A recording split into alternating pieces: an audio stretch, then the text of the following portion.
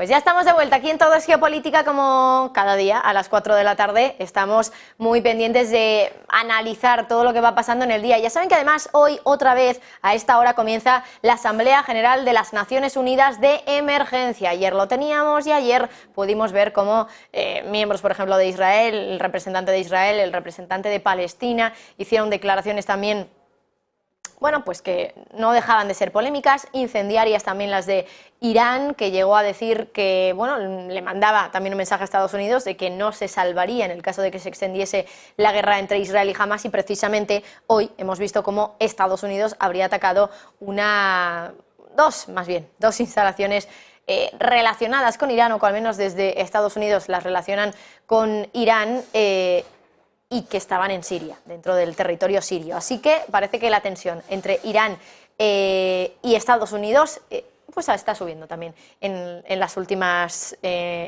jornadas. Hoy pendientes de la ONU, pero pendientes también de esa cumbre europea, que por el momento no ha salido por lo menos con un mensaje unido sobre lo que respalda o no la Unión Europea en el conflicto. No se ha dicho absolutamente nada por parte de von der Leyen, por parte de Charles Michel, sobre una pausa humanitaria, que sí que se ha mencionado por parte de otros líderes, como puede ser Emmanuel Macron.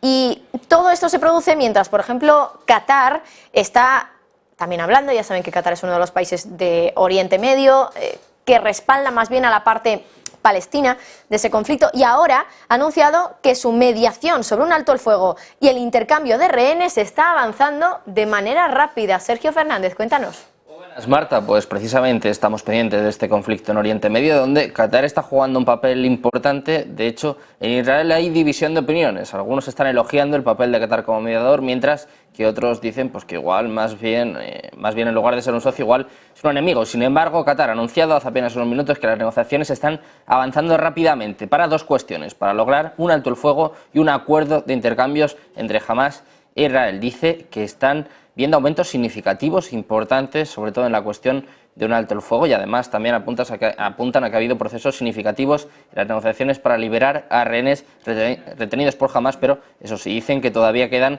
algunas cuestiones pendientes. Dice que las negociaciones van muy bien, que hay un gran avance. De hecho, quedan algunas cuestiones pendientes, pero las conversaciones continúan y mantienen la esperanza. Como les decía, en Israel ha habido división de opiniones en este respecto, con algunos elogiando el papel de Qatar como mediador y otros pues apuntando a que quizás más bien era el enemigo y más bien estaban financiando directamente tanto a Hamás como a más grupos terroristas. Cuando se le preguntó sobre estas cuestiones al ministro de Defensa de Israel, Yoav Gallant, comentó que cada canal es un canal posible, pero que una cosa tiene que quedar muy clara: que hay un objetivo y que confía en que Israel y las fuerzas de defensa israelíes seguirán haciendo todo lo posible para traer de vuelta a los rehenes. Qatar, otro jugador clave en este conflicto en Medio Oriente, que dice que las negociaciones están avanzando, Marta, en dos materias: el alto el fuego y el intercambio de rehenes.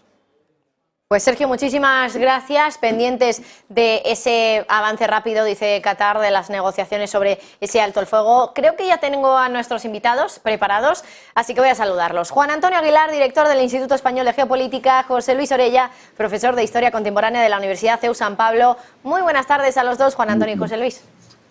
Muy buenas. Bueno, muy buenas, un placer. Otro placer para nosotros también contar con vosotros como invitados en Todo es Geopolítica. Hoy vamos a seguir muy pendientes de la ONU, de esa Asamblea General que se está celebrando, ya se celebró en el día de ayer. Vamos a estar pendientes de cuando hablen miembros, por ejemplo, de Israel, de Estados Unidos quizá también, de Palestina, de Irán incluso, que ya ayer habló. Enseguida vamos a hablar de todas estas cuestiones, pero quería preguntaros, sabiendo un poco lo que ocurrió ayer, ¿creéis que hoy va a haber algo relevante en esa Asamblea General de Naciones Unidas, Juan Antonio? Nada. Vamos a ver, las resoluciones de la Asamblea General de Naciones Unidas no son vinculantes, con lo cual solo tienen como mucho un peso político, ¿no? Un interés político de saber cuál es la opinión mayoritaria de los estados. No es la primera vez que salen resoluciones de la Asamblea General de Naciones Unidas en condenando a Israel. Podríamos citar, bueno, yo tengo aquí apuntada la 3379 de 1975, la 3236 del 74, la ES10 que es de hace 10 años. Es decir, estas resoluciones, que además son aprobadas por 2/3, porque así lo obliga el reglamento, no tienen luego validez porque no son vinculantes. Las únicas resoluciones que son vinculantes en la Asamblea General son las que se refieren a presupuesto y asuntos internos. Esas sí son vinculantes. Pues está la nómina de los funcionarios por medio, ¿no? Pero el resto no tiene ninguna aplicación efectiva, ¿no? Por lo cual, bueno, que vamos a esperar en seguramente una votación en la cual la mayor parte de los países condenen a Israel, y se abstendrán fundamentalmente una serie de países occidentales o aliados de los occidentales, se opondrá a Estados Unidos y una serie de países pequeñitos a los cuales obligan a votar así, y la oposición de Israel, y ya está, y ahí se va a acabar. Que la gran pregunta, ¿no?, que va a estar un poco coleando en esa Asamblea General va a ser sobre la polémica, ¿no?, que hay ahora entre Israel y la ONU. Polémica que es verdad que aquí estos días nos comentaban los otros invitados que hemos tenido estos días en Todos Geopolítica, que viene de lejos y que, bueno, pues simplemente es un paso más, ¿no? Y nos decían también, está muy personalizada en Antonio Guterres. ¿Creéis que hoy vamos a seguir viendo este rifirrafe, esta tensión entre Israel y luego Antonio Guterres también? Pero no sé si también pensáis que a lo mejor puede haber más tensión todavía entre Estados Unidos e Irán. Ayer hablaba Irán, decía que Estados Unidos no se va a salvar en el caso de que se extienda el conflicto en Oriente Medio, y justo hoy hemos conocido que Estados Unidos ha atacado instalaciones presuntamente de Irán dentro del territorio sirio. José Luis. Plenamente. O sea, lo que estamos viendo es que la conflictividad en el Próximo Oriente tiene un grado de internacionalización muy fuerte. Desde luego no cabe destacar que Estados Unidos siempre ha estado amparando en todos los aspectos a Israel, tenga razón o no la tenga, siempre ha estado ahí, e Irán es su gran oportunidad para volver otra vez a liderar los elementos, bueno, pues más revolucionarios o más vanguardistas del mundo islámico, en este caso el tema palestino, que es el que unifica a todo el mundo árabe y casi el único tema que los unifica dentro de sus graves diferencias. El aviso de ayer de Irán de que esto podría tener una conflictividad internacional que afectaría a los propios Estados Unidos por ese apoyo sin el cual Israel tendría que tomar otro tipo de vías, por ejemplo, más dialogantes y más de negociación, pues ha provocado esa respuesta que ha desarrollado Estados Unidos dando el sopapo a Irán en sus aliados de Hezbollah, ¿no? Y por lo tanto atacando, bueno, las instalaciones en Siria, un territorio que, bueno, pues está siendo su soberanía pues está siendo asaltada casi de forma continua, diaria, un poco por todos sus vecinos en este aspecto, ¿no? O sea que sí es un aviso desde ayer de que un conflicto a nivel local que se puede solucionar, y ahí está la vía principal de Qatar, puede transformarse en un frente internacional que junto con Ucrania preanuncia un conflicto que dé miedo, que ha sido un conflicto de temática mundial, que es en definitiva lo que está el mundo desarrollado temiendo, ¿no? Yo quería, además de indicar, estoy de acuerdo con lo que comenta José Luis, hay que poner ciertas cosas en su sitio porque si no, no se entiende. Estados Unidos ha atacado instalaciones en Siria en respuesta al ataque de las milicias proiraníes a sus bases en territorio sirio. ¿Qué hacen bases norteamericanas en territorio sirio? ¿Qué resolución de Naciones Unidas le ha legitimado a ocupar territorio sirio? ¿Qué hacen allí? Se lo voy a decir. Robar el petróleo sirio. Eso es lo que hacen. Robar el petróleo sirio, que luego sigue los conductos por la zona del Kurdistán y se vende clandestinamente en Turquía. Pues los ataques a Siria no son de ayer, son continuos, como ha dicho el profesor Orella. Son continuos, son permanentes. De los últimos 10 días, 4 veces. Han utilizado 3 veces el aeropuerto de Alepo y de Damasco. Y todo porque, bueno, pues hay que mantener una situación de caos geopolítico que solo interesa a Estados Unidos, nada más. Por lo demás, Israel lleva atacando Siria permanentemente desde hace años, cada 2 por 3, con la excusa de que va contra objetivos proiraníes. Eso nunca se sabe, nunca se averigua, pero sí que hacen los ataques. Es más, hay que recordar un suceso bastante lamentable y patético que ocurrió cuando los cazas israelíes se colocaron protegidos por un avión ruso que al final fue derribado por las defensas sirias. Hubo 18 muertos. Esto es lo que están haciendo esta gente, pero no de ahora, desde hace muchísimo tiempo. Precisamente esa era una de mis siguientes preguntas, porque quería adentrarme un poco más en el tema del ataque de Estados Unidos, porque yo decía, ¿esto hasta qué punto es algo usual? Algo que suele pasar, pero que es verdad que ahora pues, nos tiene mirándolo más, con más detalle, ¿no? por todo lo que está pasando entre Estados Unidos e Irán. Y claro, voy más allá porque esa pregunta ya la habéis respondido. ¿Qué implica ahora esto para la relación Estados Unidos e Irán? Sobre todo después del aviso que ya le había hecho Irán a Estados Unidos en el día de ayer. No sé cuál de vosotros dos quiere responder primero. Le voy a dar paso a José Luis, porque como el último en hablar ha sido Juan Antonio, y enseguida, pues Juan Antonio, puedes interrumpir o comentar lo que, o cuando tú quieras, cuando te apetezca. Pero voy a empezar con José Luis. Hombre, desde luego es un incremento de la tensión, como hemos dicho, en todo el área. Aquí ya no estamos hablando de milicias particulares teniendo encontronazos con algunas fuerzas regulares. Estamos hablando de la primera potencia del mundo y de una de las potencias regionales más fuertes, como es Irán, que estamos viendo que desde luego no es ningún país atrasado, que está exportando, es uno de los mayores exportadores de armamento de alta tecnología en el conflicto de Ucrania-Rusia, y que está demostrando, bueno, pues esa musculatura militar e intentando afianzarse en este momento pues, como una de las potencias regionales que está respaldando pues, la causa palestina y tomando el relevo ante, bueno, pues la inoperancia de algunos de los países árabes. Pues Irán, que no es un país árabe, pero sí que está compitiendo por ese liderazgo islámico desde su posición chií, pues intentando llevar un poco ese campeonato que le está llevando a un cierto reconocimiento de muchos de los grupos o movimientos suníes que podían estar peleados,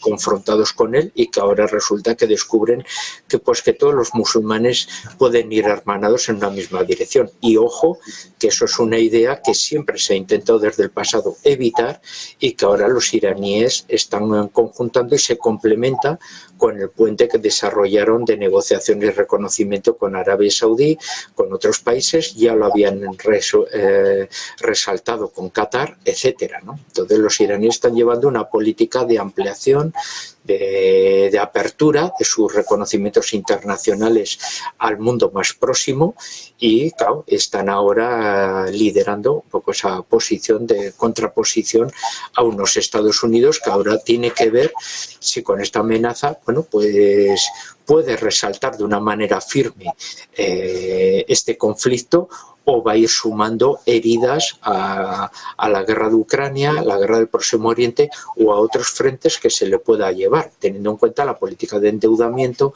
el suministro de armamento, y que Estados Unidos tiene que estar respaldando todos estos diversos frentes que se van abriendo en la actualidad, ¿no?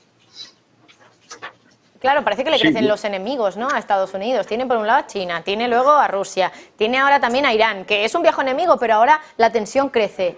Juan Antonio, dime. Sí, no, a ver, es decir, yo quería comentar al respecto, y continuando con lo que dice José Luis, vamos a ver, Irán es ahora mismo, digamos, el policía malo dentro de lo que es la política regional en la zona, en Oriente Próximo, ¿no? Es el policía malo el que está dispuesto en un momento determinado, porque tiene potencial para ello, a responder y a enfrentarse, y domina además lo que se domina el eje de la resistencia, que es Irán, Irak, Siria, Líbano y Yemen.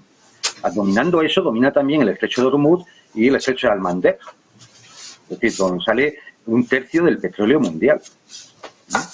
Mientras tanto, que el policía bueno sigue siendo fundamentalmente Arabia Saudita, Qatar, Emiratos, que digamos dan una cara más diplomática, más moderada, donde efectivamente se pueden realizar contactos y movimientos diplomáticos que lógicamente a Irán no se lo podían consentir. Con lo cual hay una división de papeles dentro del mundo árabe e islámico en la zona, y musulmán en la zona, para enfrentar lo que no es una guerra de Israel con Hamás, es una guerra de Israel y de Estados Unidos contra el mundo árabe.